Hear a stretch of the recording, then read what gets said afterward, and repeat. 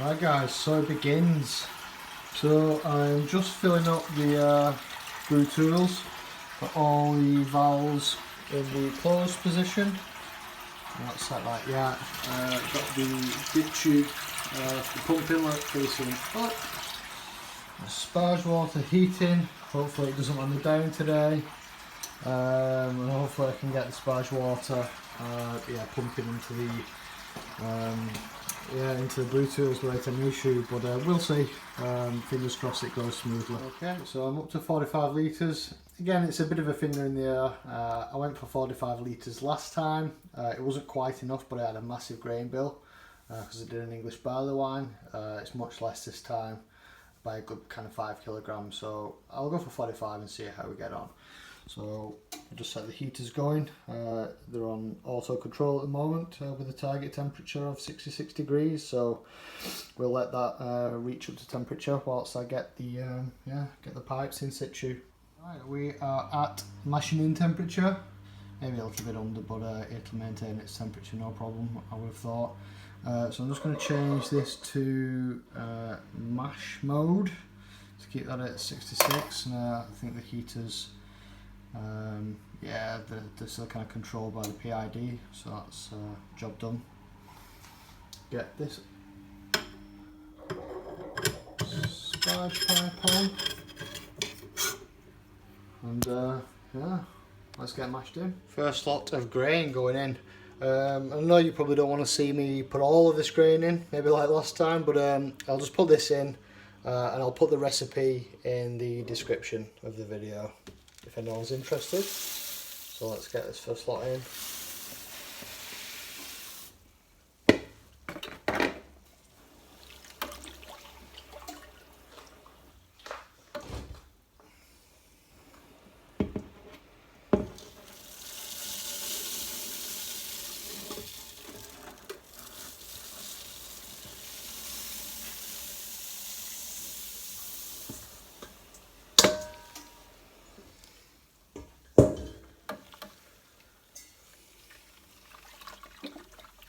Okay, so a combination of pale malts, black malt and caramel malt. Just another 5 kilo bag of pale malt to go in. I'll be right back. We're all mashed in, pretty thin mash, which is kind of what I expected, to be honest, but that's okay. I'm going to put some white sugar in, which is what the recipe calls for in the Camra Real Ale book. So it's not something I'm actually used to. It's the first recipe I've done from that book. And any other recipes where it's called for kind of artificially, kind of increasing the ABV, like Christmas ales and, adding honey to certain brews, like I did in the barley wine last time. I've always done that at the kind of the boiling stage. So the Camra book actually specifies for all of the recipes we're using white sugar, which I think is pretty much all of them, to do it in the mash stage. So I'm not sure if there's a particular reason for that. I've not had a chance to look it up. So I've already set it to deviate from the recipe, so I'll stick with it for this one, and we'll get the sugar in. So if anyone does know, or knows if it makes a difference when you add the sugar, then please feel free to comment and let me know. Let's give that a good stir, and then we'll get recirculating outside of the malt pipe. Right, so let's start circulating outside the malt pipe then. So we're set to, if you can see that, pump out. So let's open the pump out valve. Okay, that valve is now open and the liquid is flowing into the pump. As you can hear it gurgling away. Okay, so we're going to be pumping out here. So let's open that. I'm just going to go through the counter floor chiller again. So let's open that up right there. There we go. And we're going to come out of here and back into the main tank. So let's open that. Oh, it's spilling all over the place, but that's okay. So we've got the kitchen roll. Right, job done. Let's get the pump on. Yeah.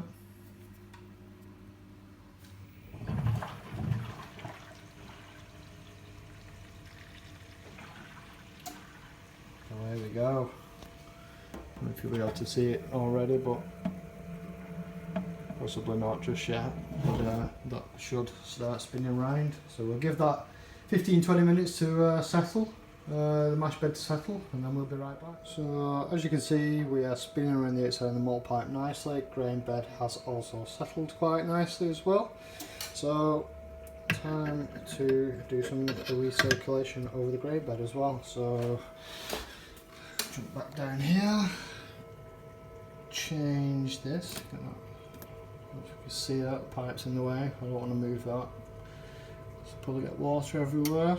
So at the moment it is pumping out, and I want to kind of go in between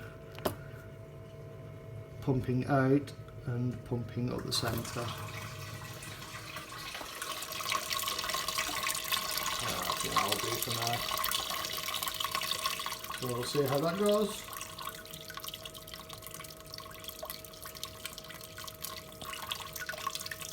And we'll be right back. The level, I don't know if you can see that through the steam, outside the malt pipe has dropped significantly whilst I'm recirculating, but I'm still covering the elements, so that's okay. So I'll just keep an eye on that, and if the elements start to expose, then I'll just turn down the flow for the recirculation. So watch the space. With the mash, I'm reaching the dreaded sparge phase. So if you see my first brew day on the BrewTools, you will remember that I had an absolute nightmare with the leg brewer. So the whole thing's been tightened up again. I do have a few things on order to make this look a bit easier. BrewTools did actually contact me and said that you can run the sparge water kind of side by side. It doesn't necessarily need to be higher, although obviously it helps. Now, rather unideally, I have quite a lot of slack on my pipe. Maybe I could have worded that better, but yeah, I'm using this for filling the tanks with water. So I need that, and it's the only kind of size that kind of fits. And even then, it doesn't really fit. So I've had to whack a Jubilee clip on it to stop it leaking. But I have managed to kind of get a lot of liquid in there already. So I'm hoping that if I kind of change the valve on the main tank to pump out, and then just quickly flick that valve so that it starts taking the liquid from this pipe, and with the pump being 100%, I'm hoping it's just going to be a seamless transition. But yeah, we'll see in 15 minutes. Wish me luck. Sparge water is at temperature. I'm going to turn the pump off. I'm going to hop up and lift the malt pipe. We managed it. Malt pipe is up. Not ideal. It's hard work. Not as hard as the last brew I did because the grain bill's not as big, but still hard in this kind of tight space. Really difficult.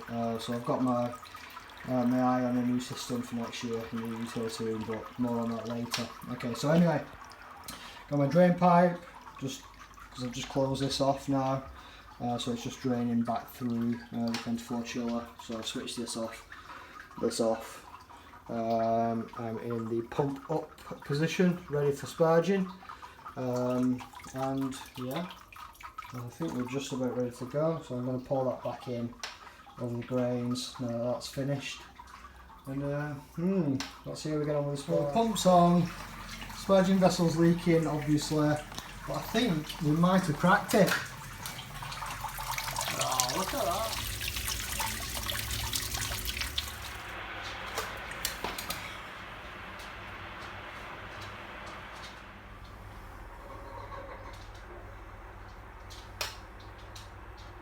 We have reached boiling point and we are hot breaking, so I'm going to get my hops in. Yeah, make sure we don't boil over, and then reduce power and get the steam hat on. So that is 52 grams of target at 10.4 alpha acid. So turn the power down a little bit. Ooh, look at that. Give that a little stir. Keep it at bay.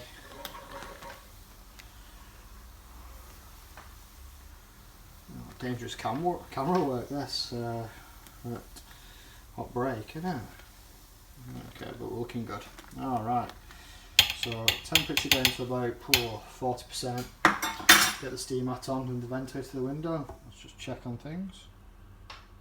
I don't know if you can see in that, but simmering away quite nicely, so it's at 40%.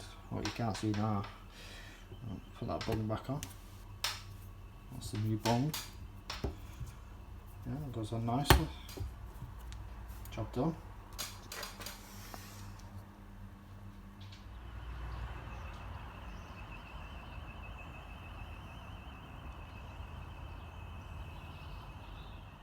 Take it down a notch to 35%.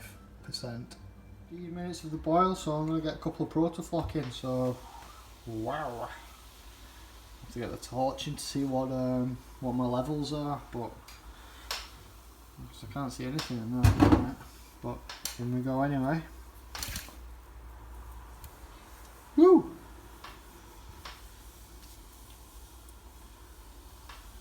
To start circulating through the counterflow chiller to sterilise it. So I'm going to go pump out, put that down, open that on up, okay, open the counterflow out, and open the counterflow in. And let's begin pumping.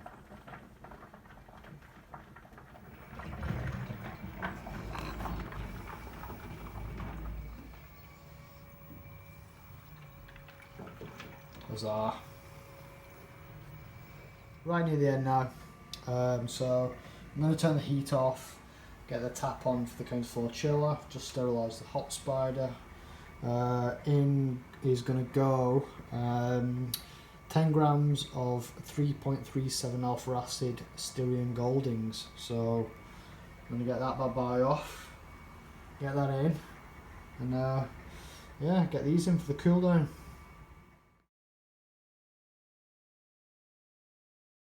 Happy that that is pitching temperature, so 21 degrees. So let's get that tap off. And we are going to go straight into the fermenter.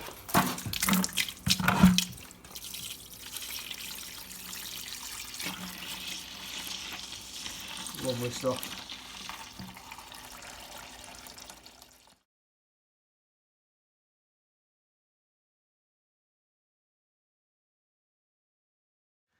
Brew day is done, ladies and gentlemen.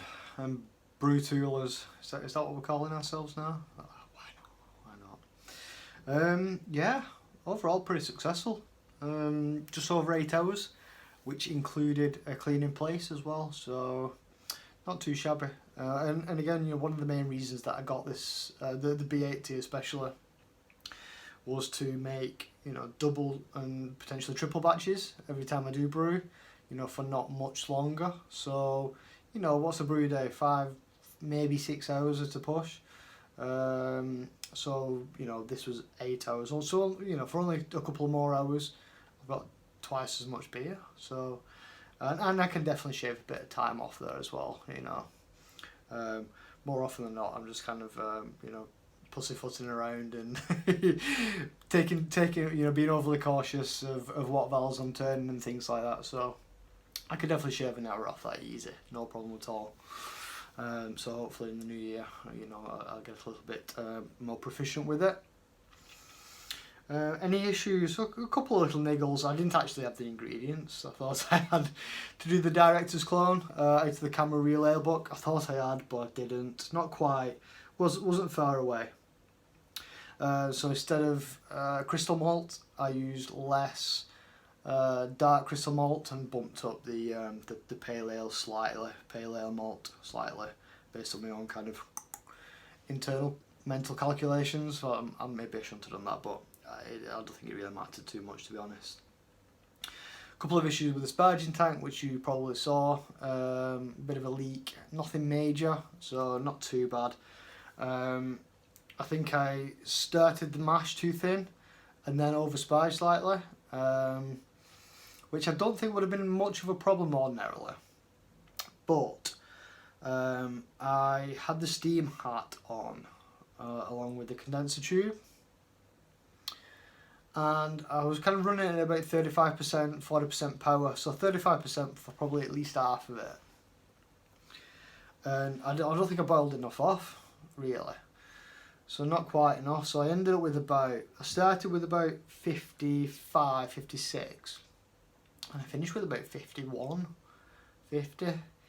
So disregarding all the kind of trub and crap that collected in the conical part of the, you know, the B80, I've ended up with 23 litres in each kind of fermentation vessel, so, you know, 46 litres altogether.